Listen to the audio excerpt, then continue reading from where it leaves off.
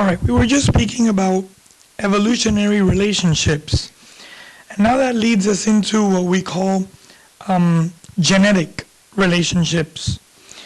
If we're talking about evolutionary relationships, we're going to be talking about how different species could have evolved into something else. And again, this is through natural selection, where a species is going to do this because they're adapting to their environment. But Darwin realized that this is not the only way where species can evolve. In fact, there are several other ways that species do end up evolving.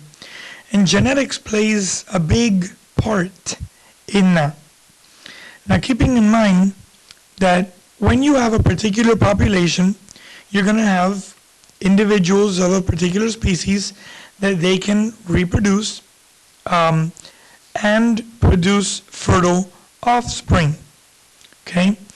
Now, in that, the genes are not going to be exactly the same. So in any population, it's important to understand that you're going to have what we call a gene pool. And in a gene pool, you have basically the same alleles. In other words, the same, almost like think of it as like characteristics that you could have in a particular population, and you would be able to also have different alleles as well. So you have a population of a species, but characteristically speaking, they're not always going to be the same. Genetically speaking, you could have differences within the population.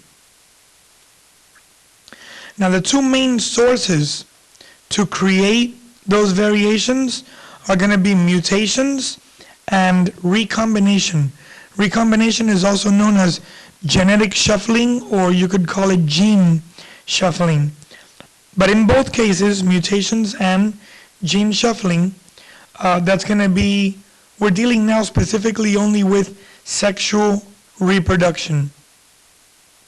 Now in mutations are basically going to be any kind of a change in DNA. Sometimes mutations are good and necessary and part of evolution. When two species are going to evolve because they're adapting to their environment and they need to become bigger, stronger, faster, smaller, the beak needs to bend, darker, lighter, whatever the case may be, that's a mutation. It doesn't, the species cannot control their DNA to the point to make it occur upon command. That happens through mutation. And they're just basically adapting to their environment. So in that case, a mutation is good because it's necessary and it's allowing the species to evolve. But sometimes mutations can occur because of a mistake in DNA as well. So the results of that could be sometimes species are exposed to environmental factors like radiations and chemicals, things like that, in the environment, which is like, for example, the case of this frog. Obviously, he's not supposed to be that way, and that's not a good mutation either. That's a bad mutation. And it's environmental, probably due to a exposure of some kind of radiation or some kind of chemical. And we also have gene shuffling. And in gene shuffling, well, first we talk about differences due to the genes just basically changing. Now, that brings to light what we call crossover. And when we talk about mitosis, for example, and meiosis, cell reproduction, we'll go more in depth into crossover, but crossover just basically means where two cells, two chromosomes are going to do minor, not complete, but minor exchanges in genes. So they're going to exchange just a little bit of genetic information. So that happens to ensure that the offspring will not be, genetically speaking, identical to either one of the parents. And that is important because it is also necessary as a part of evolution. Darwin also realized that natural selection wasn't the only way that populations could change.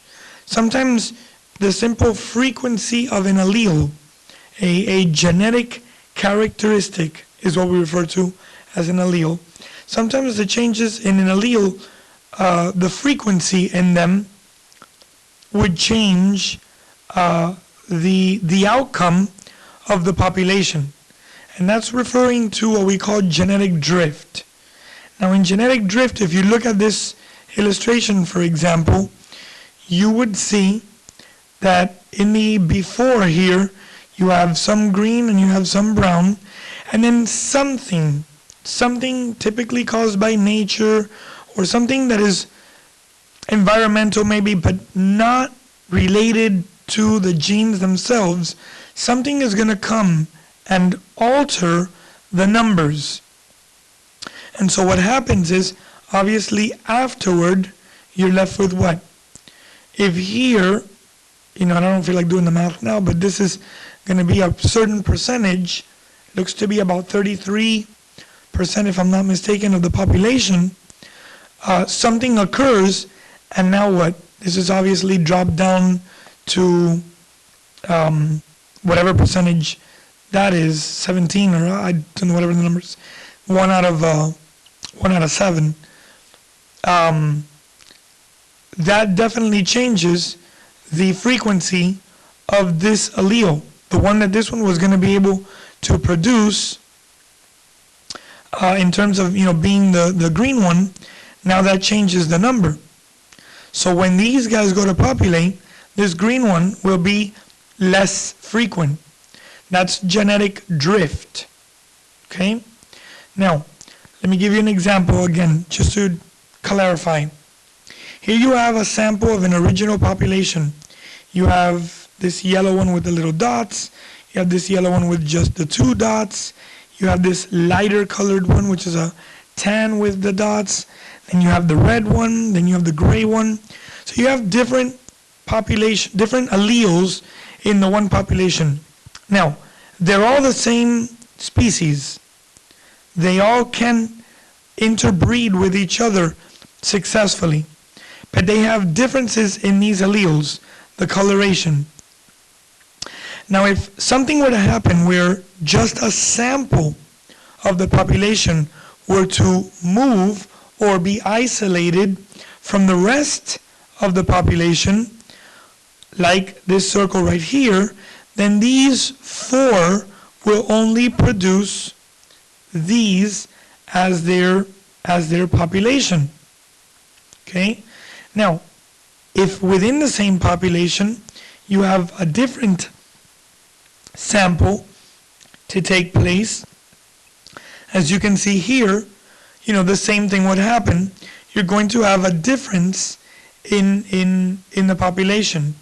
A change is going to cause the allele, to become common in certain populations, like red being common here, but absent in other populations, even though the 2 populations originated from the same location. Okay? That's an example of genetic drift.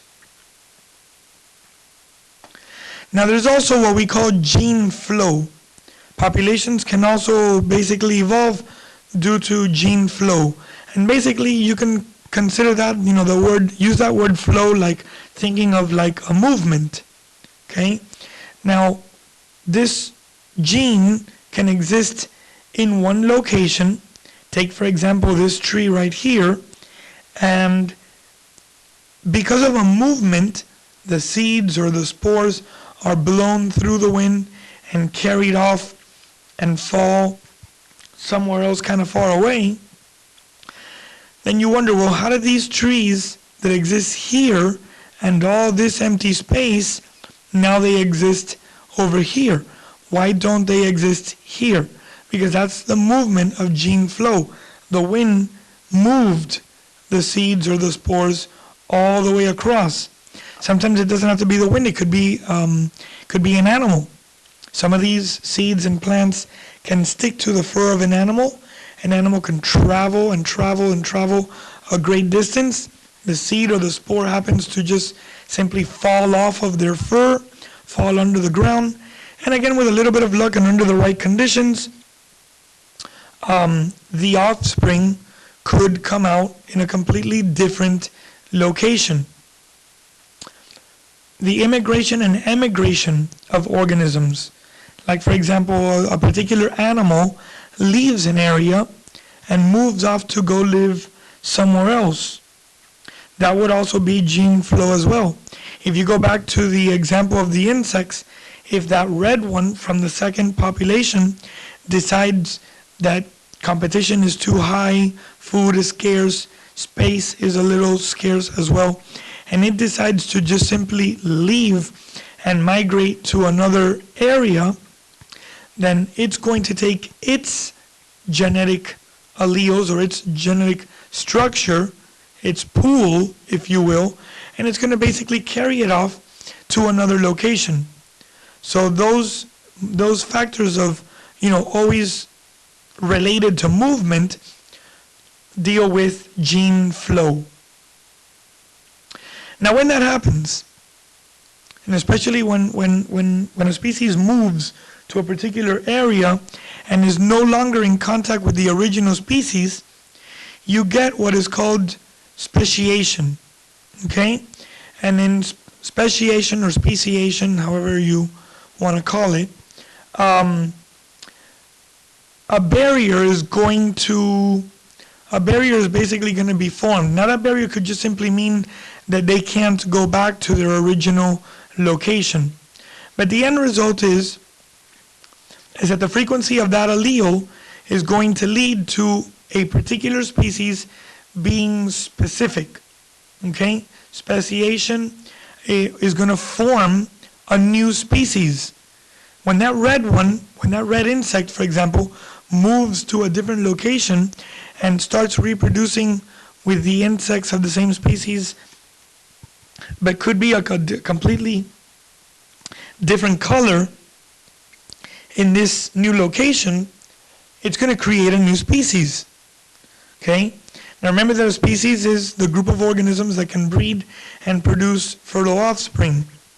So if you've got the same species, that genetic flow or that genetic drift can definitely cause or lead to speciation, because the frequency of the alleles are going to become more specific in the new location. Now, some of the things that deal with speciation, first of all, they have to become two separate species, and the gene pools need to be separated for that to happen. See, if they stay in the same area, then you're never going to have speciation. So you need one of them, or when one of them moves, the two will become isolated from each other. Okay? So when you have that isolation, then you have a new species to evolve.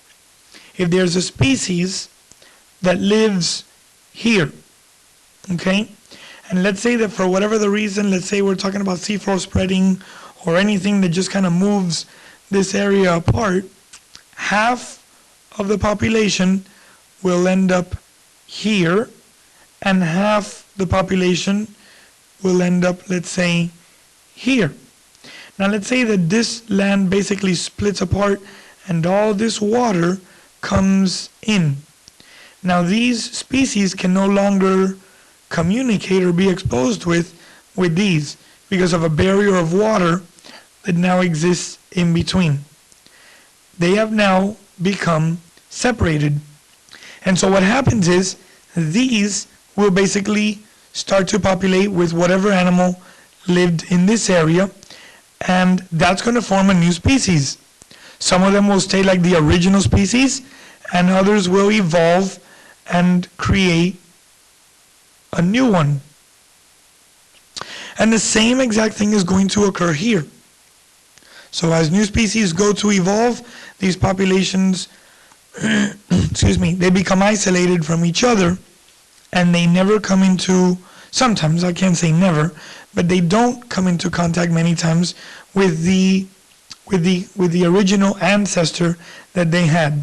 In many cases, sometimes the common ancestor over the course of time, because it doesn't adapt the way the new ones do, they just simply become extinct.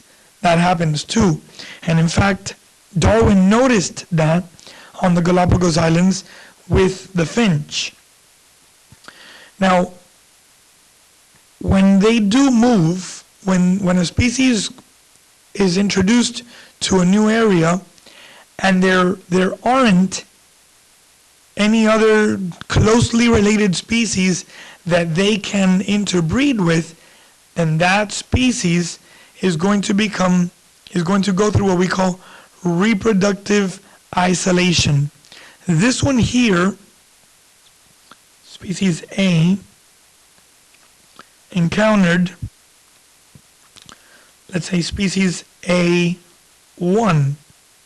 Now they're close enough where they can breed. Now this one down here, species B, there is no other species like it. Everything else is either a C or a D or a G and so forth, but nothing in terms of B1 or B2 or anything like that. So what happened to the species? They went through what's called reproductive isolation. They became reproductively isolated. So therefore, they're going to stay the way they are. And if they can't adapt to this environment, then they will basically cease to exist. They will become extinct.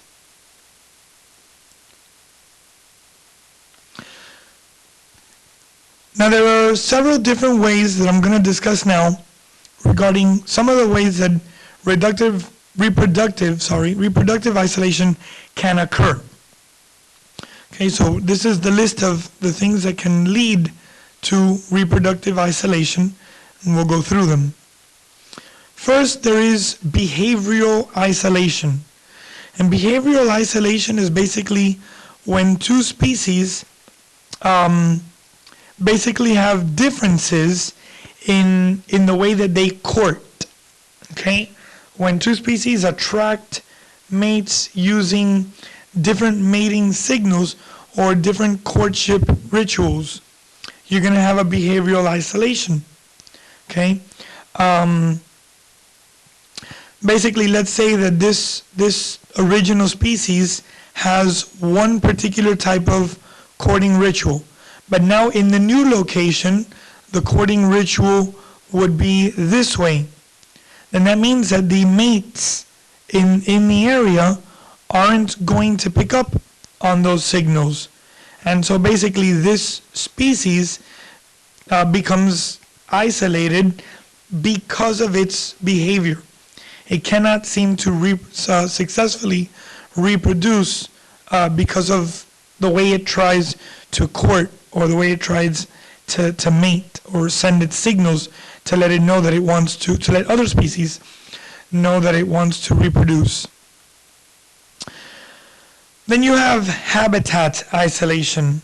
And in habitat isolation is where two species basically live in the same area, but far enough where they don't actually meet.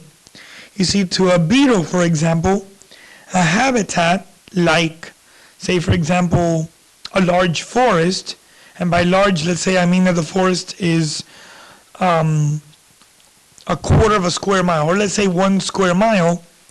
Well, if you've got a particular beetle on one end of this forest, it could possibly spend its entire life, generation after generation after generation, and never run into a different species of that insect.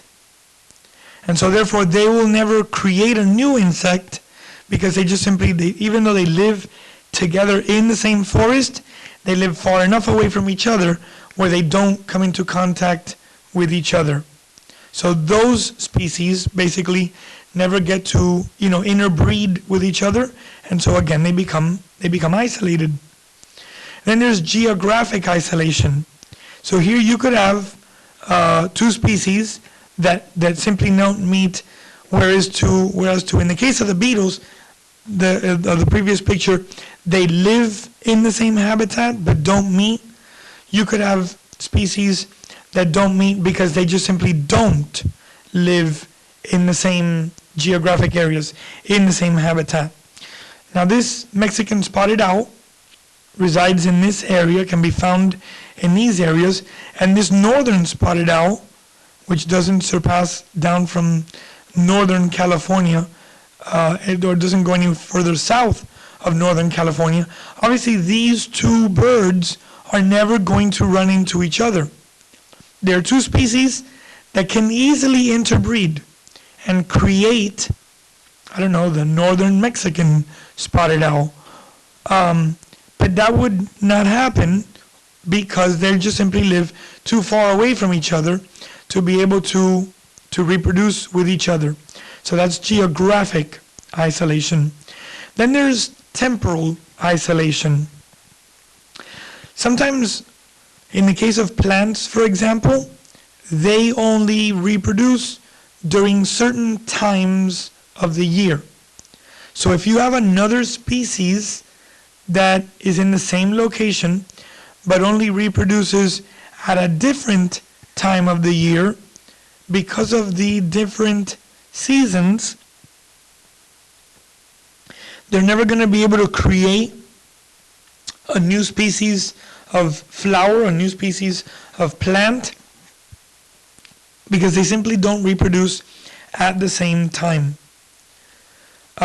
Sometimes these differences could be as little as just even a few hours, sometimes seasons, and sometimes in cases of, like, for example, certain large indigenous trees, they could even be separated by years.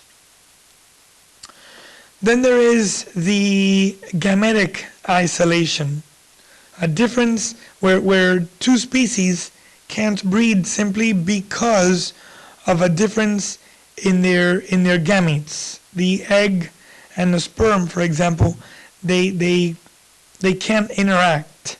So even when they come into contact with each other in the same location, like, for example, some of these fish here live in the same location. Now, if you introduced another species of fish that could interbreed because it's genetically close enough to breed with one of these other fish, they simply can't interact for multiple reasons. Predation could be one of them.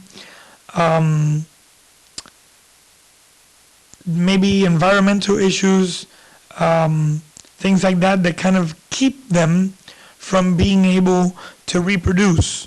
So, like, for example, this yellow tang could easily maybe be introduced with another fish that could reproduce. But because the tang is a docile fish that is basically fearful of almost all other fish, it's possible that it feels the inability to even want or need to reproduce with another species, and so only reproduces with its own kind. Okay, so gametic isolation is just basically when the two species can breed because of their gametes. Their gametes, which is the egg and the sperm, can't interact. If this fish right here can reproduce only by laying egg on this coral and waiting for the male to spray the sperm and fertilize the egg and then sit there and take care of it, well, obviously in a picture like this you can see that as soon as these eggs were to be laid here on this coral, all these other fish are going to do what? They're going to come eat it. And so when they do that, the sperm and the egg never get the opportunity to interact with each other. So that's a gametic isolation. Then there is mechanical isolation. And in mechanical isolation, basically, two species cannot breed with each other or interbreed simply because of differences in anatomy. Okay? Here you have, for example, the case of these two horses. These two horses cannot reproduce simply because this one is way too small to be able to reproduce with this horse. So that's what we refer to as being anatomically incompatible. They have great structural differences in their body that doesn't allow them to reproduce with each other. And these two horses probably could reproduce with each other and make a new breed of horse. But because of the differences in anatomy, they just simply cannot reproduce. So that's mechanical isolation. Reduced hybrid viability. And in a reduced hybrid viability, that's where you get a species that they can breed, but their offspring simply do not live long enough to reach a reproductive age. So therefore the numbers don't allow them, they reproduce in very low numbers and don't allow them to live long enough to actually reproduce with a different type of species. So this plant becomes isolated because it can only reproduce with its own kind. But had it been able to live a little longer, it might be able to reproduce with a different species and reach a longer age to be able to go past that reproductive age. And then finally you have what we call hybrid sterility. And in hybrid sterility, that's going to happen where two species can breed and the hybrid offspring survives, however, it is born sterile. So therefore, sterility means it cannot produce fertile offspring of its own. So when you have this organism, this lizard, and it would reproduce with this lizard, they would create a hybrid. So again, as I was saying, when this lizard reproduces with this lizard and they produce a sterile hybrid, a mixture of these two lizards, this lizard would be sterile and cannot reproduce offspring of its own. So therefore, this lizard and this lizard simply become isolated, and because every offspring that they reproduce will be sterile. So that's hybrid sterility. So this lizard is practically better off reproducing with its own type, and this lizard with its own type, because even though they can reproduce with each other, the offspring, basically in terms of the species, won't do anything. It's a sterile hybrid that cannot have offspring of its own. So this becomes isolated, and this becomes isolated as well. That concludes our topic of evolution, the third and final presentation or recording on this topic.